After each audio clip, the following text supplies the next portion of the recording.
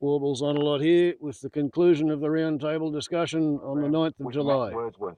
Well, I'm not going to comment on the gentleman you described, you referred to, but let me just say this about the budget. Will Tony Abbott ever feature in a Turnbull cabinet? But again, I know your interest in the gentleman you described, but I'm not. You keep using that phrase. You don't want to say his name? No, listen, look, please. Gentleman well, you described. Well, this is your interest. My focus is on the 24 million Australians I'm elected to represent. Now, that gentleman, Tony Abbott, was on TGB with Ben Fordham at precisely the same time. I know Malcolm very well. I know that Malcolm is, in a sense, a classic small L liberal, and a classic small L liberal wants to see debate, appreciates that the best course of action comes from a vigorous debate, and that's what we should have. Are you sure he appreciates it? Because he's been interviewed today.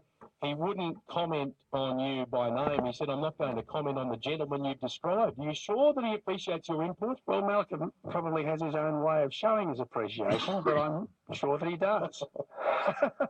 Judith, what do we make of all that? Well, as I said before, I think that Turnbull should actually have a face down with Abbott. I don't think he should take him into the cabinet. It's just sort of rewarding whatever Abbott says about it strikes me as extraordinarily bad and disloyal behaviour. But hang on, Abbott, when he was opposition leader after he knifed Tony Abbott in early 2010, he made Turnbull a shadow minister. Yeah, well, it's what's happened since, really. It's the fairly deliberate destabilisation that Abbott's indulging in. Yeah. John, could Abbott's Conservative manifesto appeal beyond the party's base? Because Judith is not alone here. This is the overwhelming consensus if you read The Age, The Herald, The Monthly, Black Ink books and whatnot. Abbott represents a right-wing rump. Is it conceivable he could appeal to the broad cross-section of the Australian people? Absolutely, Tom. The broad cross-section of Australian people know that the government's and Labor's climate change policies do almost nothing for the environment, but have given us amongst the highest household electricity prices in the world. Tony Abbott gave a speech 2 weeks ago at the Institute of Public Affairs where he said Australia has an abundance of land and yet some of the highest house prices in the world. We have some of the brightest people in the world, yet our school results are below Kazakhstan. Of course they could. The Liberal Party at its very best has never been too concerned with the views of the centre-left. Malcolm Turnbull should bring Tony Abbott back into government, and Malcolm Turnbull should absolutely look at what Tony Abbott has said and what many other people have said about how to bring the Liberal Party back to the centre-right and back to a winning position that it once had.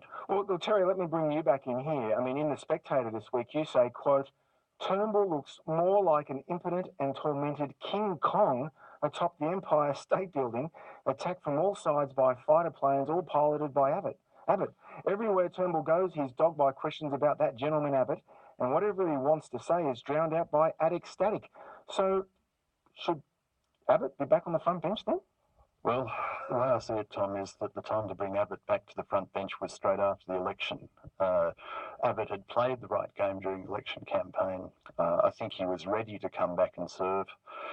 He still has a lot to offer, but to do it now, I think it would actually benefit the government to have him on the front bench, not just because of his experience and his policy nous and his campaigning nous, but also collective responsibility means that he has to stick to the cabinet line or else. But to do it now, from Turnbull's point of view, just talking about his game of power politics, would actually be a sign of weakness. So I think the opportunity to bring Abbott in from the cold is past. But on the other hand, I think Tony Abbott himself has to think about how he is going about this, because in a sense, he is trying to save the party by blowing it up. 5 minutes before the hour of 10, we've only got a brief amount of time left. Let's put this in a global or a broader context, Judy.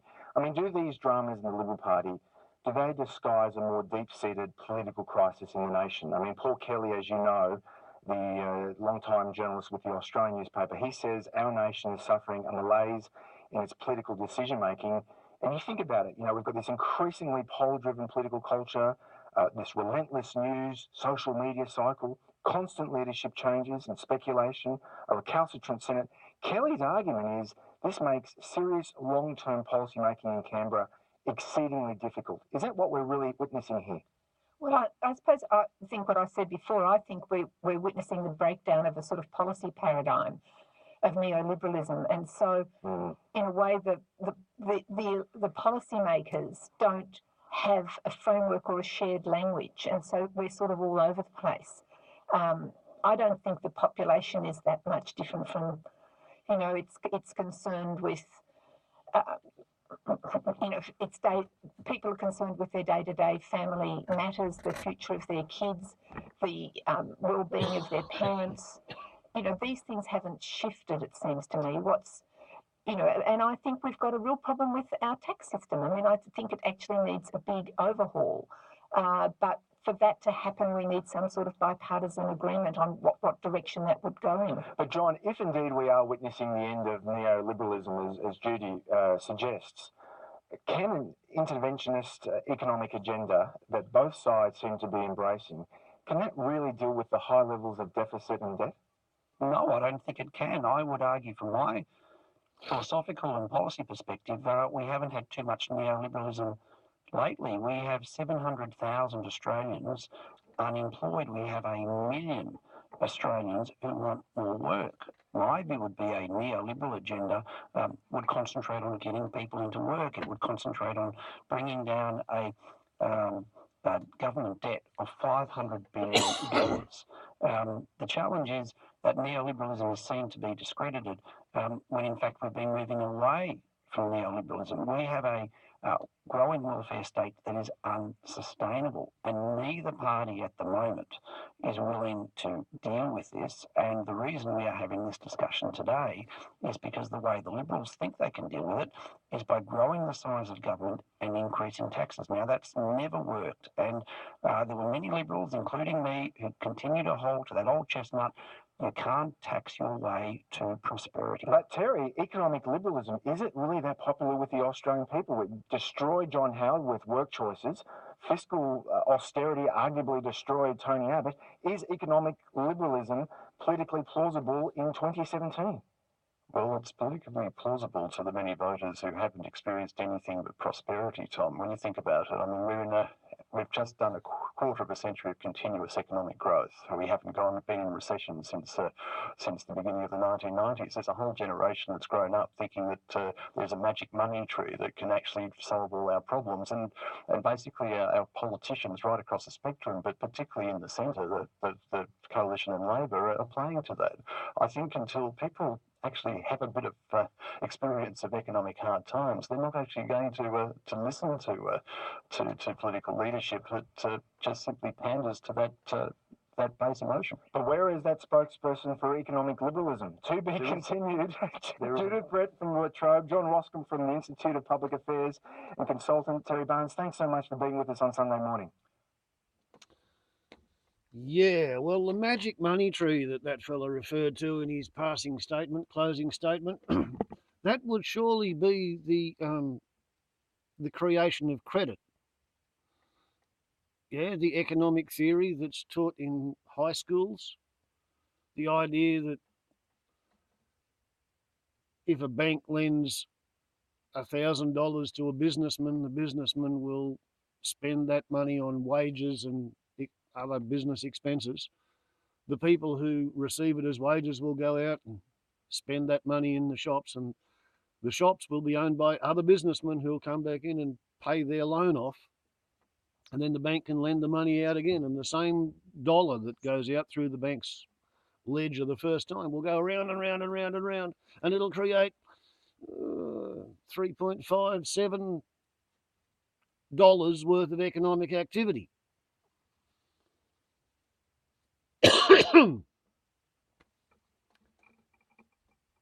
And the government, if it manages to balance its budget 2 years in a row and have the second balanced budget exceed the first year's balanced budget, the simple fact that the government has spent extra money due to the areas of the economy in which the government spends money, schools, hospitals, road construction and maintenance, police, fire and ambulance, the fields of the economy where the government spends money, that generates an extra multiplier effect over and above the multiplier effect caused by an ordinary dollar being introduced into the ordinary economy. But that was a kind of a university level idea in the 1970s, the late 1970s. And I was in high school economics fan, and I got a hold of a university level textbook, and I read about the balanced budget multiplier theorem, which I've just described to you. And the tale of the article piece in the textbook on balanced budget multiplier theorem lamented the fact that it had never actually been tested. That's why it was a theorem. It had never got to be a theory, because no government had ever succeeded in balancing its budget 2 years in a row while increasing the size of the balanced budgets.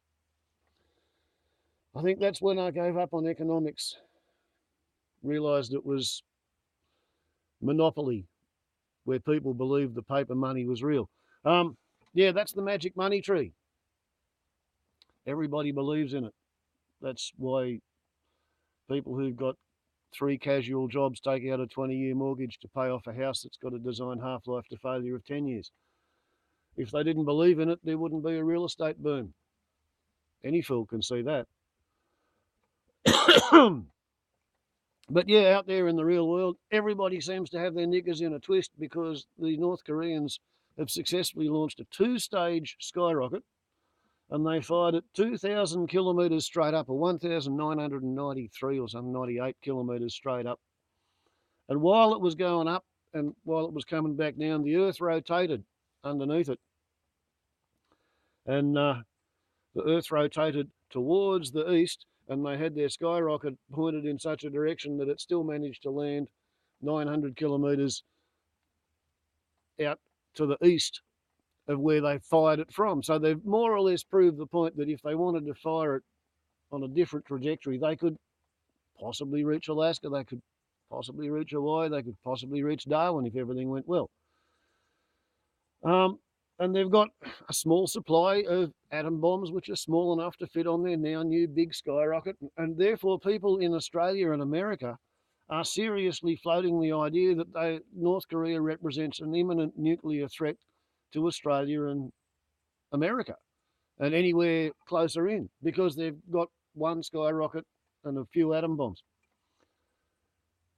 I'd put it to them a different way. The North Koreans have almost succeeded in reaching the stage of joining the M.A.D club, you know, the Mutually Assured Destruction Club, the club of nations like France and Britain, Israel, Pakistan, India, America, China, Russia, the countries who've got NUKEYOULATER weapons. You know, if you do something to me, I will nuke you later.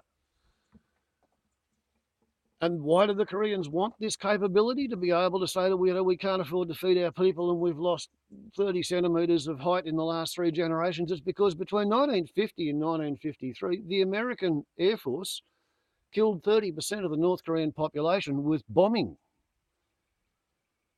All right, they want to be able to hit back. They want to be able to indulge in counter value targeting. It's not counter force. They don't want to be able to hit a particular military base or installation or anything like that. What they want to be able to do is do so much damage to their enemy's civilian population that their enemy cannot risk going to war against them. And they've nearly got there. They've been there with conventional artillery and conventional skyrockets aimed at Seoul, because they've had millions of South Koreans who are allied to the Americans, and therefore the Americans didn't really dare do anything too bad. Now they're up the ante to the point where, yeah, okay, they might be able to hit Anchorage. They might be able to hit Honolulu. And they hope thereby to gain a certain measure of safety within themselves. It's a reaction to having had 30% of their population killed by American bombing raids during the Korean War, or police action, depending on how you look at it. And the G19+1 has just refused to give Donald Trump any mention of North Korea being an imminent threat to world peace in its closing statement. So, how the mighty have fallen. Donald Trump has led America into obscurity, where it is no longer a world leader able to shape the policy of the G20. And in the meantime, the Liberal Party is tearing itself to shreds because they can't decide which form of corrupt crony capitalist neo-fascism to adopt. first. You know, life's like that. It's been a fun week in Australia. Warbles on a lot to YouTube. Ciao.